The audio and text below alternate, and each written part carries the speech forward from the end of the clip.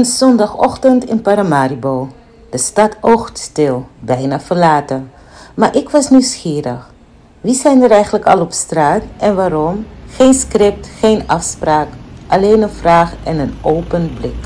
De eerste die ik tegenkwam was een man uit Paramaribo, die gewoon even zijn hoofd wilde leegmaken. En hij beantwoordde mijn vraag. Wat doe je op zondagochtend in de binnenstad van Paramaribo? Gewoon om te ontspannen, je weet toch, kijken naar de mooie tuin die ze hier hebben. Geen geluid, maar wel verhaal. Deze Nederlander was op doorreis naar Cuba, maar bleef spontaan hangen in Suriname. Hij koos veiligheid boven comfort en droeg dus een trui in de tropenzon. Zijn zweet deed al het praten voor hem. Nou, goeiedag. Ik zie je ook in de Palmentuin lopen. En wij zijn benieuwd naar wat mensen doen op de zondag in Suriname. Met name toeristen, maar ook de Surinamers. Hoe heeft u je dag doorgebracht? Nou, vanmorgen zijn we naar de markt op de Jozef Israëlstraat geweest. Lekker eten gekocht. En nu hebben we lekker door de Palmentuin gewandeld en de Waki Passa. Lekker bakje koffie. En zo zijn we even bij Tangelo geweest. Dat was relaxed, op ons gemak. Ja, en het bevalt wel? Het bevalt prima hier. Ja? Ja, we hebben het goed naar de zin. Okay. Maar het is vooral leuk om buiten Paramaribo in de natuur te gaan. Daar zijn we het liefste. Ja. Maar voor je daar bent, begint het hier. De stad. Vroeg op zondag. Alles beweegt net wat langzamer. Alsof de dag nog moet beginnen en niemand haast heeft. Op zondag is het mooi stil. Je kan mooi komen picknicken hier als je wilt met je vrienden. En hoe lang zijn jullie er al? 3 weken. 3 weken. Ja, we hebben nog een weekje te gaan. Ja. En wat zijn jullie nog van plan te doen? Onze laatste week met familie uit eten gaan. We nemen ze allemaal uit eten. Alle families die ons dierbaar zijn, nemen we mee uit eten. En als u vakantie moet evalueren, hoe heeft u het ervaren? Ik geef het een 10. Waarom? Omdat alles goed bevallen is. Ja. Alleen Paramaribo, de binnenstad, vind ik jammer dat het zo bepauverd is. Dat vind ik jammer. Dat kan ik een traantje om laten. Ja. En ik heb op de Benedette school gezeten en de Christus Koningsschool. En we hebben er langs gereden. Daar kon ik ook een traantje laten. Dus ja, dat zijn dingen die ik wel jammer vind, dat het niet goed onderhouden wordt. En ook de Palmentuin, ik vind het geweldig. En dan denk ik van, oh jammer dat het anders is dan... Dat er vuile smerigheid ligt. Mensen gooien de rotzooi weg. De prullenbakken zijn vol. Ja, daar zou een beetje meer aandacht moeten hebben. Ja. Steeds in de binnenstad van Paramaribo, Wakapassi. Even kijken wie we hier tegenkomen. En ja hoor, daar is ze. Een dame met klasse, geboren in Suriname, maar al jaren woonachtig in New York. Ze komt vooral terug voor haar moeder, zegt ze. En net als ik was ze op zoek. Niet naar souvenirs, maar naar iets om deze zondag wat kleur te geven. We praten in het Engels. Nou ja, mijn versie daarvan. I think it's hard for someone that maybe didn't grow up here to connect as far as the different things there are to do. Like today, I walked from my house and I walked to the city and I'm like, I'm just gonna go get coffee. I always come here. I call this the Suriname Starbucks. Okay. So I always come to CD Coffee to get coffee. But just walking in the city and I'm thinking, what is there to do actually on a Sunday, which doesn't like consist of going to a restaurant, but something open, something, like this. I wish there were more places like this that people can go to. And then I was walking in the city and I see all of these buildings, but they're all like closed down or look like they're falling apart. And then you see a nice one next door to it. And I'm like, what is going on? Like, if you want tourism, people want to walk around. People want to see nice things, And it's a little difficult to do, but at the same time, you're seeing culture. You're seeing how things were back then with the wooden houses, the wooden buildings, the wooden structures, stuff like that. So I have a lot of questions, but don't mind me. Yeah, but we have one and the same question. Like, what is there to do on Sunday? On Sundays, normally I would go to the Sunday market, like on Tutana line, Yes. or the Japanese market in the back in Tutana line, or the Orchid market. The Yes. what's the name of The it? craft market? No. Oké, het gaat hier dus over de orchideeënmarkt, de botanische tuin. Those are the kind of three places that you could just go walk around. And you've been there all? Yeah, I've been to all of them. Not today. Maar jij komt dus lekker ontspannen. Ja, ja. Dus na een drukke week, dan denk je zondagochtend, zondagmiddag, dan kom je even naar de stad en dan... Kom ik genieten. Nu, ik ga even ergens wat eten. En dan weer naar huis.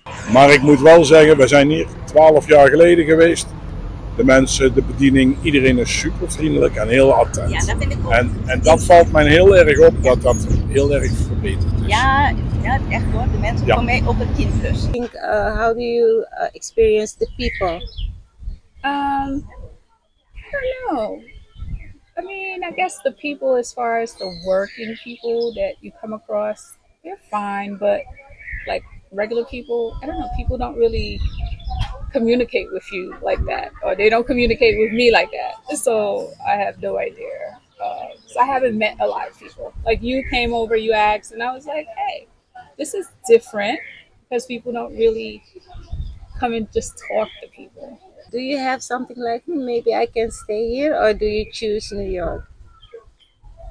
That question always comes up. So I think about it, and then things happen that kind of shifts my mind a bit. So I will say, being here, the climate, the environment is much more relaxed than being in the hustle and bustle of the United States. The stress that's associated with that, the working conditions and stuff like that. Being here, it is more relaxed. So being here, you know, your blood pressure goes down. You know, there's more sun, there's also more rain. But for the body, for the soul, it's better to be here. I will say that. But from a financial aspect, as far as work, career, stuff like that, it's a little bit better to be somewhere else. You know? Ik kom zeker terug met vakantie. Ik heb gezegd, ik blijf zeker 2 maanden nog. Nou, dan is het echt een 10. Ja, echt hoor. En nou, een compliment voor iedereen. Ook voor jullie. Ja, je straalt ook een en al liefde uit. En ja, dat mag ik wel. Wat een leuke mensen. Nou, die complimentjes, die steken we in onze zak. En nu even op naar de tip van de man uit Paramaribo. Wat ik ga zeggen, kom gewoon buiten en kom genieten. Kom je ontspannen.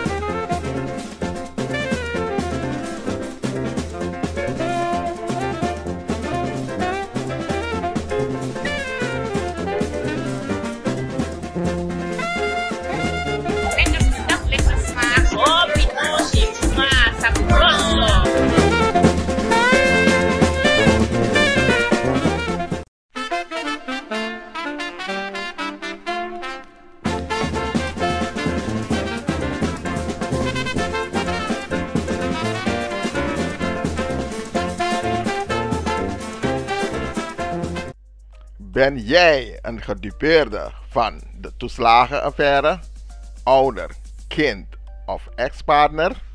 Ga dan naar stichtingherstel.nl. Herstel met dubbel L. Met Stichting Herstel kom je er wel.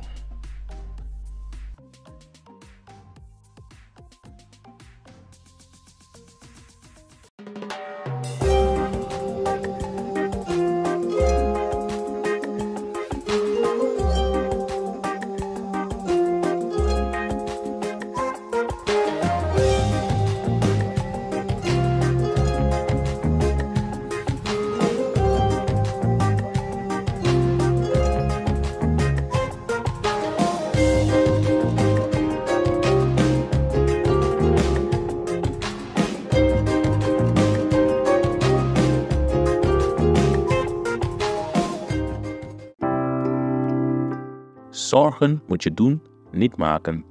Zorg is persoonlijk. Onze jongste patiënten krijgen daarom bij de huisartsenspoedpost ook een persoonlijke behandeling. Onze artsen zijn zeer bekwaam in het opvangen en behandelen van uw kind. Huisartsenspoedpost Suriname. Uw zorg is onze zorg.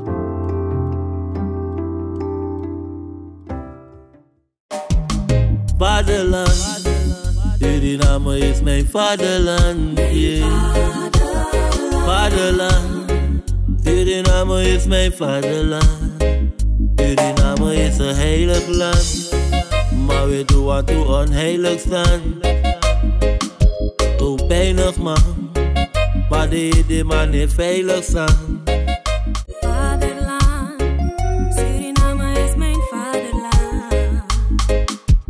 Vaderland, Suriname is mijn vaderland. www.kulturu.com for the generation.